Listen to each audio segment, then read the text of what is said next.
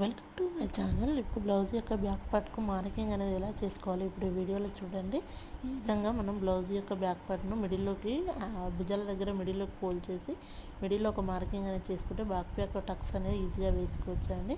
ఈ విధంగా మనం చంక యొక్క రౌండ్ కట్ చేయడం కోసం మిడిల్లో ఆ బాక్స్ మధ్యలో మనకు 1/2 ఇంచు ఉండేలాగా చూసుకొని నేను చూపించే విధంగా కట్ చేసేసుకోవాలి. ఇలా టక్స్ అనేవి ఫోల్డ్ చేసి పైన 1 ఇంచు ఉండేలాగా ఉంచి మిడిల్లో 2.5 ఇంచుకు మార్కింగ్ చేసుకోవాలి. తర్వాత 2.5 ఇంచు మార్కింగ్ నుంచి మనం ఒక 2.5 ఇంచుకు మార్కింగ్ అనేది చేసుకోవాలండి మిడిల్లో డాట్ కోసము. చూడండి, ఈ విధంగా మార్కింగ్ అనేది చేసుకుంటే పర్ఫెక్ట్గా మనకు వచ్చేస్తుంది. హ్యాండ్స్ కూడా లోతు తీయడం ఎలానో ఇప్పుడు చూడండి.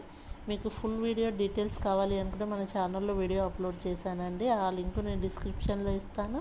ఎవరికైనా కావాలంటే తప్పకుండా చూడండి. వీడియో కనుక నచ్చితే తప్పకుండా లైక్, షేర్, సబ్స్క్రైబ్, సపోర్ట్ చేయండి ప్లీజ్.